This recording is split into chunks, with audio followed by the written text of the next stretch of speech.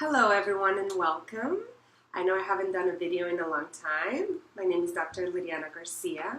Today I want to talk about a topic that I was recently interviewed for a Spanish broadcast show that I posted here in my page, but I want to do the English version so that way you guys can also understand what was said. So the question that they were asking me was about the relationship of children and adolescents going back to school, so the go back to school and the bullying. And I was providing some different recommendations for noticing some of the signs and then what to do. So I wanted to give you guys also some of that information.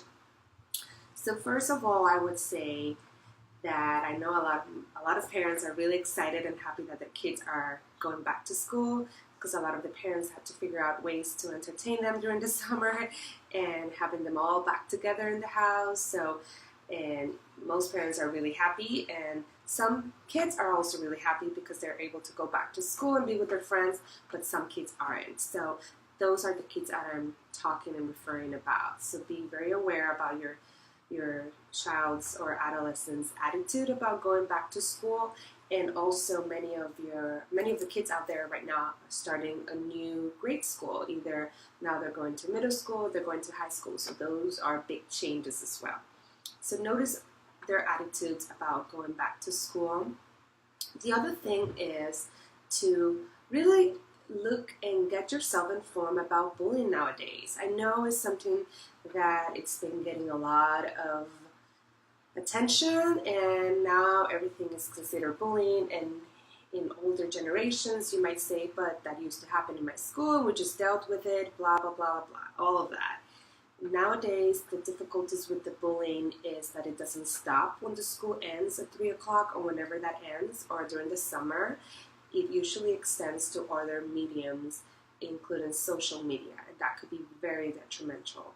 And it also extends, regardless if the person moves to a different school, it can follow them. So get yourself informed with bullying and the new trends and the things that children are doing out there, because it's not only important to paying attention about whoever is being a victim of bullying, but also there's also the parents of the kids that are acting as bullies. So pay attention and get yourself informed. The third one would be to really notice changes.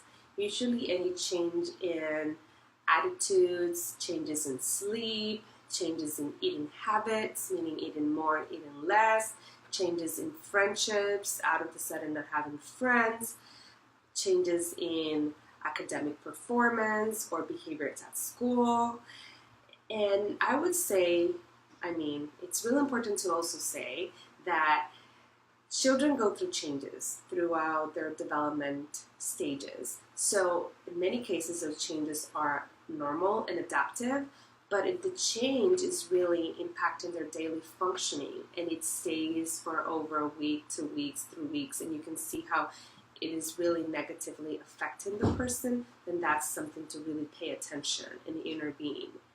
Adolescents usually they don't like when parents intervene right away. So be aware also of your child's preference in terms of how you approach them. It's really, really important. And that goes to my next kind of recommendation. The last one would be, again, and I know I talk a lot about this, but communication. Have an open conversation with your child. And I would say this is even before they start school. This is something to be ongoing. Talk about relationships. Talk about how you make friends and how those interpersonal skills of how to be kind to others, how to be helpful, what they can do when somebody's being disrespectful for them, and all those kind of things. I would say that's something to be taught throughout all childhood, and that would hopefully help prevent other things later on. And besides of this, and that's something that I talked a lot, I talked in the interview, was about the modeling. That is so, so important. Children learn through what we do. So it's not necessarily what we say. So you're saying all these good interpersonal skills, but then the way you treat others in stores and out in the streets or with your friends or family members, it's not good, then it's really hard to expect them to behave differently. So be very, very mindful about how you behave to others and always model that.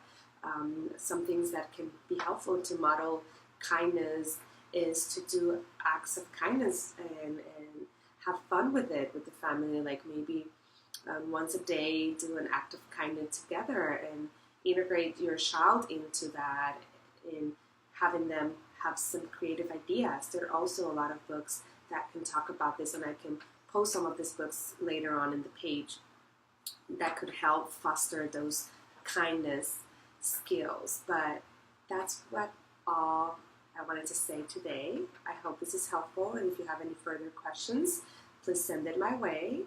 You can send it through this page, or you can also go to my website, www.drlidianagarcia.com.